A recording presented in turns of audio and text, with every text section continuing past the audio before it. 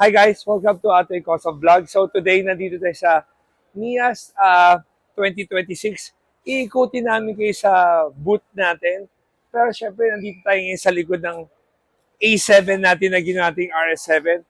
Ito ay naaberya tayo because yung likod na trunk nito ay na-disalign.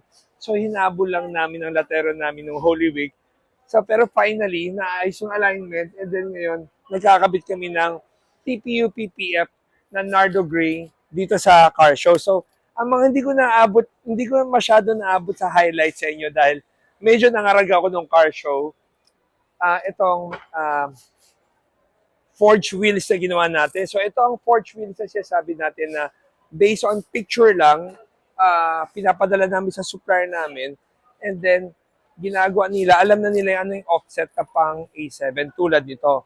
Ang gamit nila na forge ay 6016, I think yan yung materials na ginagamit nila, hindi yung 300 o 330 something. So it's a very reputable supplier na they use this kind of material.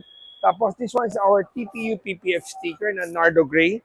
Ito rin yung kulay ng original na RS7. Pero this one is an A7 lang na ordinary na 2012. So happiness ko lang na mabuo to na mukha siyang premium na sakyan. Pero it's a very nice design, very nice body kit. Hindi nga lang perfect dahil nung nakuha ko sa China, akala ko nung una perfect na. Last minute ko na discover na hindi pala. Pero nagawa pa rin natin ng paraan. So ngayon, makikita nyo, nagkakabit pa rin kami ng TPU PPF. Pero yung loob niya, Alan, pwede ko isingit. Okay lang pakita ko lang So yung loob natin ay ginawa kong Tiffany blue na yung kulay. And then, pati yung mga sidings niya. At saka yung sa yung mga accent niya. Tapos, dito sa likod, medyo napapakita ko na sa inyo ngayon. Nabuo na yung mga alignment, tama na yung mga fittings. Tapos, talagang sticker na lang. Itong sticker na to, hindi siya magiging perfect na yung car show dahil madalian. Gusto ko lang ilatag dito sa car show at makita ng tao itong RS7 na project natin na conversion. Pero after car show, babaklasin ko ito, uulitin ko para maging perfect siya. So, nandito ay sa booth ng Continental Cars. Siyempre, like ko siya sabi, kung ikaw ay may maganda sa sakyan, hindi mo na kailangan i-promote ang Continental Cars dahil siya ay nagsasalita na mag-isa. So, kung maganda ang kotse mo, I think isa to sa pinakamagandang brand na pipiliin mo. And then next, meron naman ibang mga performance cars na ginagamit na mas cheaper, which is yan yung mga papakita ko sa inyo. Ito naman tayo. Pasok tayo sa booth natin. So, teka. Saan tayo dadaan? Okay. Dahil na tayo. So guys, ito mapapakita natin. Ito ang ginagamit nating cutting machine. I want to say thank you to Slabite for sponsoring our machine. So itong machine na to can do cutting for exterior of our PPF, tapos window film, at saka interior, yung mga loob. So merong software na ginagamit namin to para hindi ka na magka-cut or magkakamali sa mga interior panel na katulad ng ginagawa namin sa kabila. So we have our no flat na product, which is, sabi nga, para sa mga EV na sasakyan, sobrang perfect siya dahil hindi ka na ma-flatan. So explosion proof, noise reduction, at saka puncture proof siya. So dito naman tayo sa Toyota Tourer. So ito Toyota Tourer, umpisa ko muna yung labas niya, isasarado ko muna to. So, guys, i-appreciate muna natin yung beauty ng side niya. Kaya siya kulay silver, para lang ma-highlight lang kung ano ang ginawa namin. Pero after car show, ito ay magiging ganito rin ang kulay. Ito ay liquid silver na TPU PPF sticker. Ito ay hydrophobic na sticker natin na scratch proof sa healing. Ito siya. Tapos naka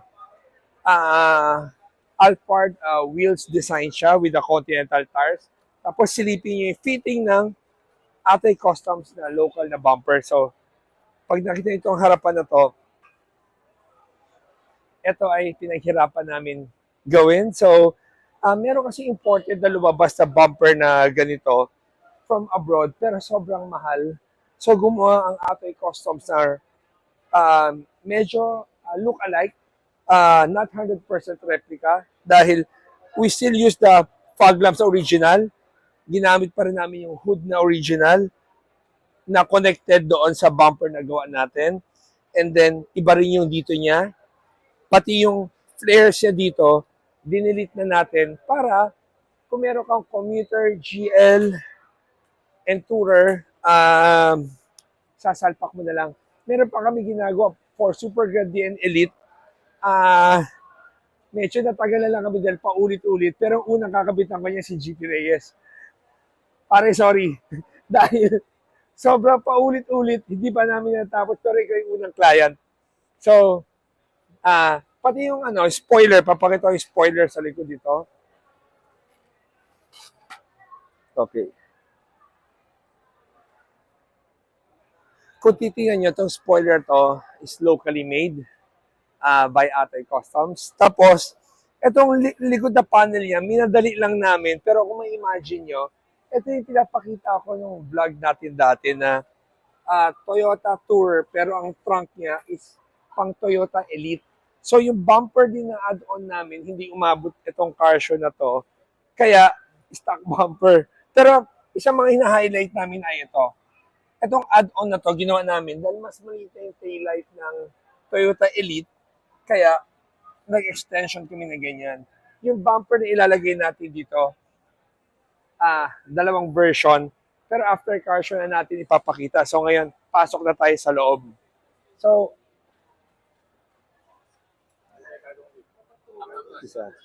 okay. So, guys, pagkapasok mo, itong TV na to, this Android TV, may remote control. Nilagyan ko rin ng soundbar.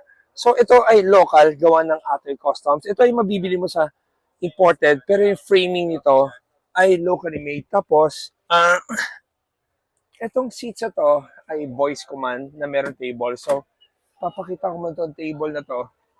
Itong table to, pag inangat mo. Yan. So, pwede ka na magtrabaho. Tapos, ito ay touchscreen. Yan o. Hello, right seat.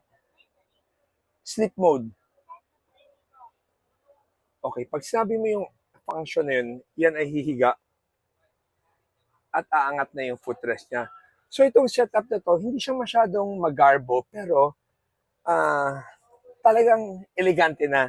So itong window framing na to, ito ay made of fiberglass, gawa ng Atoy Customs din. Tapos ito ay fiberglass din, pero this one ay laminated wood, may different color siya, black, wood, marami. So choice yung ano gusto nyo. And then, kung gusto mo ng privacy, bababa mo siya. At the back, we have our Eurotex Atoy Customs na upuan, which is, yan, very nice also. So, may function siya na i-atras mo or i-recline mo. And then, yung upuan niya sa likod, we still use the original na upuan niya na foldable. And then, this one is also made of fiberglass. Mukha lang siya upholstery, pero it's made of fiberglass. Ceiling, wala na kaming ginalaw. It's all original. Tapos yung flooring, pinalitan namin ng carpet. Tapos dito sa harapan, naglagay kami ng aircon na may ref. Freezer na ref. So, kung meron ka mga gamit na pagkain or gustong palamigin or drinks, yan siya. So, next, punta naman tayo sa Toyota GL na ginawa nating Super Grandia look. So, ito, bago ko buksan, sasarado ko muna ulit para ma-appreciate nyo lang yung mukha nito. Ang mukha, itong sasakyan ito ay Toyota GL, pero kung mapapansin nyo, meron siyang door moldings ng pang-elite, that's local made. And then, we have a window here. Itong window na to, hindi to original. Ang original ay ito. So, ang Atoy Customs, meron kaming window na para sa mga claustrophobic na client. Sa Toyota Tour, ganyan din ang ginawa namin. Tapos, silipin niya yung likod. Itong likod na to, mukha na siyang Toyota Super Grandia. So may spoiler siya. Yung trunk niya. Itong garnish. Lahat po pinalitan na. Even the bumper looks like super grandia na. Tapos sa gilid naman, itong door moldings. Kung makita nyo, pang single door. So mahaba na siya. Again, meron siyang window opening dito. Tapos, ito yung harapan niya. Itong harapan niya, talaga naka-black out na yung emblem. Super grandia, full body kit yung harapan. Headlight, fog lights, halos kompleto na. So mukha na talaga siyang super grandia. Magtataka ka lang bakit isa lang ang pintuan. So ngayon, silipin na natin yung loob. Ito ay naka-continental tires. Tapos size 17. Itong mugs na to, ginawa natin to para sa mga ano yan para sa mga client na gusto ng super grandia na. Kasi pag bumili ka sa kasa ng isang piraso niya, it's about 40 plus thousand. So gumawa ang Atoy Customs ng molde ng wheels na to. Ang isang set binebenta namin ay 38,500 set of 4 plus naka-continental tires.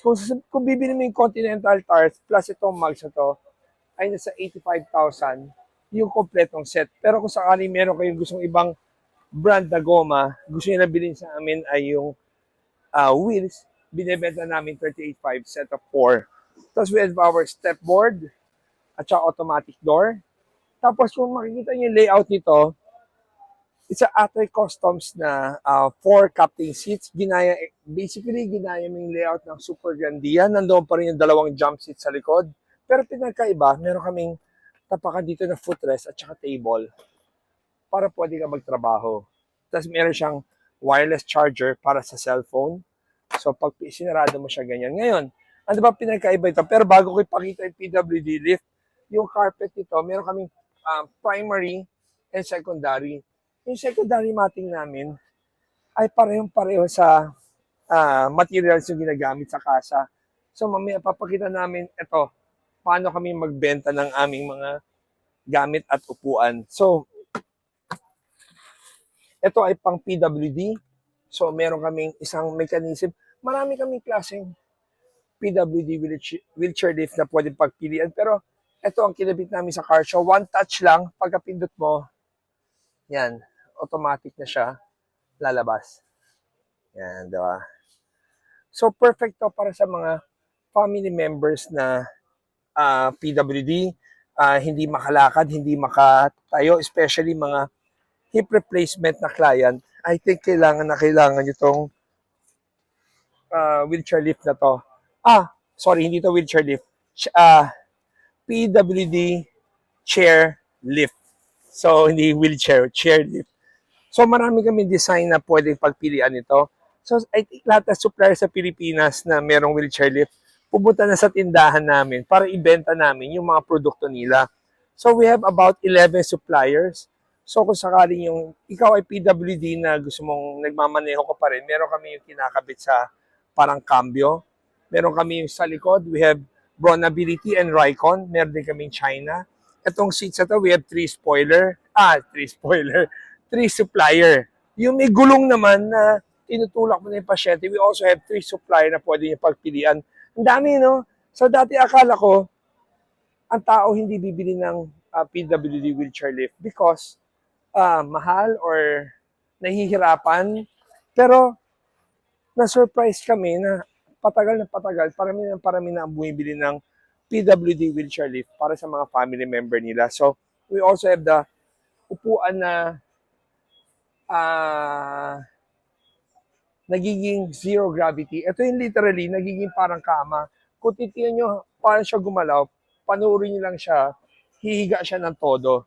Ito yung pinaka-top of the line na upuan na meron tayong binibenta. Yan, umaangat na siya. Usually sa mga B-class na Benz, Sprinter Benz na client, ito ang pinipili. So, ganyan siya kahiga. Itong isa naman, ito yung nakakabit doon sa Toyota Tourer. And then, meron kaming upuan na kinakabit sa mga Toyota GL. Ito ay coming soon. Ito ay para sa mga Toyota GL and Tourer na gusto lang ng captain seats. Pero ito ay merong foldable na cup holder. Tapos, meron din siyang, imbis na manual lang, ito add-on. Yan o. Yan may footrest din siya. Kung gusto mong ibaba, i-ano mo siya. Yan. Pero originally, dapat to walang footrest. Pero pinadagdag ko lang sa supplier natin para ma-enjoy ng client yung relax niya sa kotse niya. So ngayon, dito naman tayo. Bakit ka nga ba bibili ng upuan ng Atoy Customs? Paano ba kami magkabit? So unang-una, like ko napapakita tong upuan ng Atoy Customs made by Eurotex Foam, designed by Atoy Customs. Ito yung fully automatic recline, sit upright, tapos atras abante with our Atoy headrest. Ito isa naman, ito yung manual namin na manual seats na kasi usually yung ibang client ng Toyota Grandia or GL or Tourer, ayaw nila ng power. Gusto nila manual lang para wala raw masisira. So we have our headrest na Atoy, this is manual. So yung adjustment niya ng atras abante and recline ay nandito lang rin sa gilid. So we have two kinds of seats na pwedeng offer na manual. One is made by Eurotex Foam and one is imported. So, pupunta tayo sa flooring. Ang tawag namin dito, secondary matting. Yan. Secondary matting. Ito ay carpet. Pag nagpalit kami ng captain seats, ang secondary matting namin ay kahawig nung sa original ng Toyota. Itong dinedemo namin, ito ay original ng Toyota GL. So, itong sa amin, looks identical, pati materials. Yan So, okay. That's a secondary. We also have our primary matting. Ito yung primary matting namin na waterproof. Di ba? So, tinatanggal namin yung original na vinyl flooring. Ito yung nilalagay namin. Pero ano bang special sa mga ginagawa namin? Meron kaming sariling Atoy Customs na floor brackets. Ito kailangan intindihin ng mga viewers natin. Pag bumibili ka ng captain seat sa mga Toyota dealer, paano kaya nila kinakabit yung captain seats ng binibili ninyo? Do they have this bracket? This one is so important. Bakit? Kasi kung ayaw mo magbutas ng marami sa flooring ng sasakyan nyo, you have to have this bracket. Kasi itong isa, dalawa, tatlo, apat, lahat ng upuan namin, ito ang butas ng upuan namin. Itong logo namin, dyan namin nilalagay yung wiring kung ang pinili nyo sa amin ay electric powered.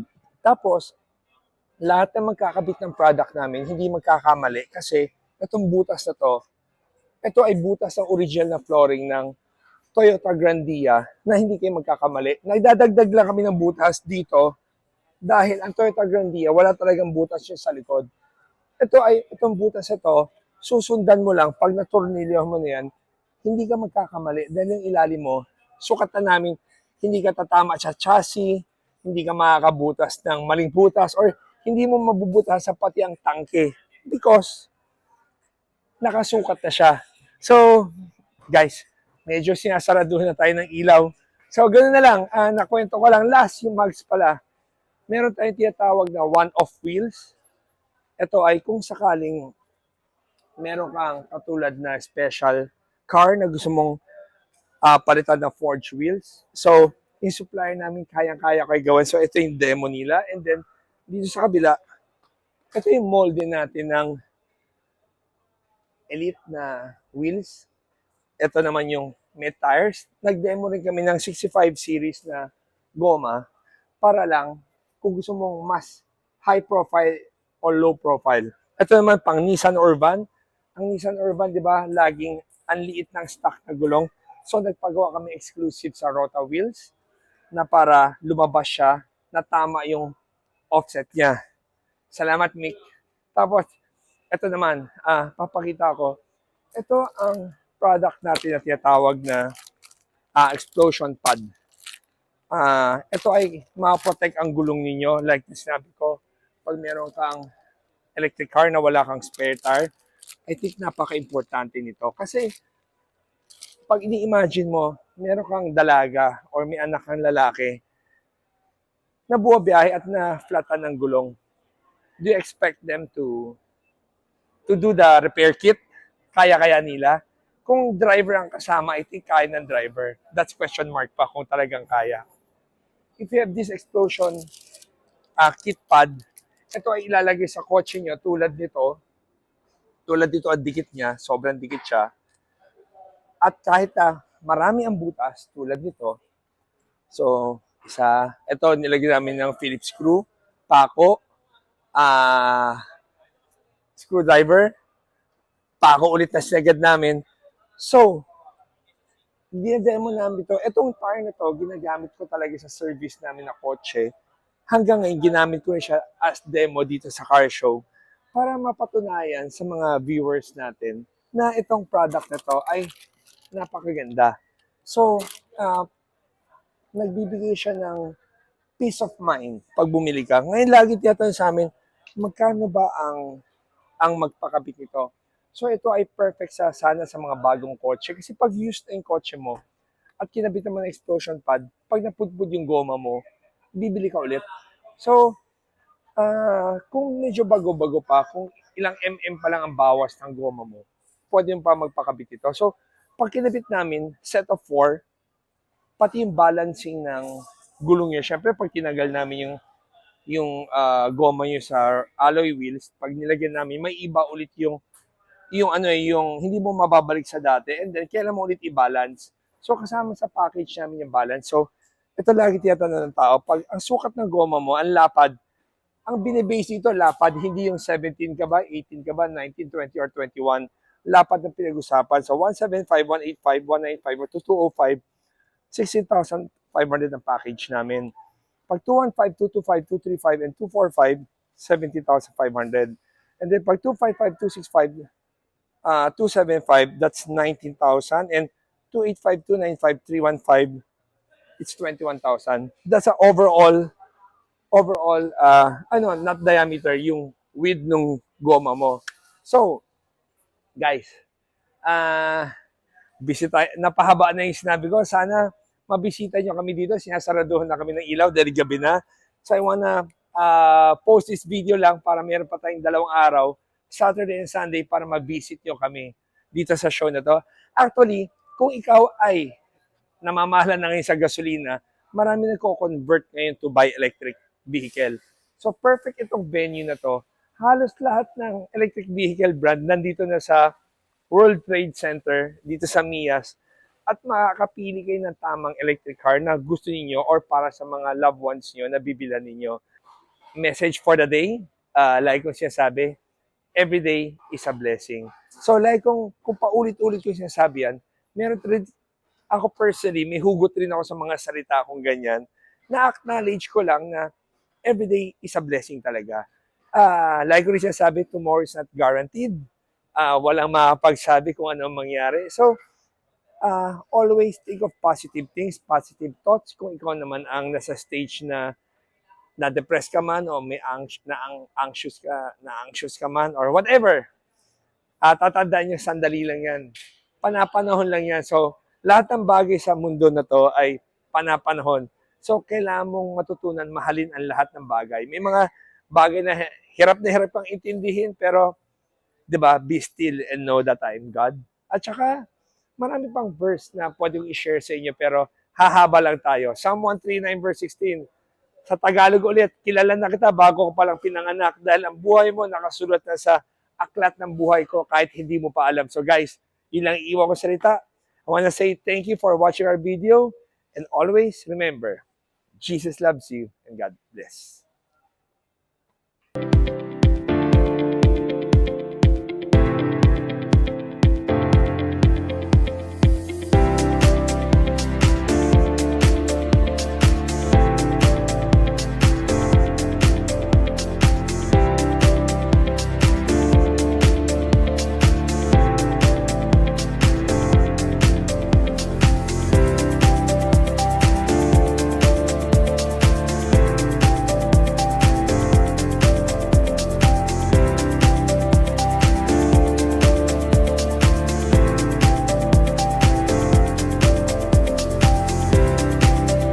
Guys, maging komportable sa biyahe, gumamit ng Atoy headrest.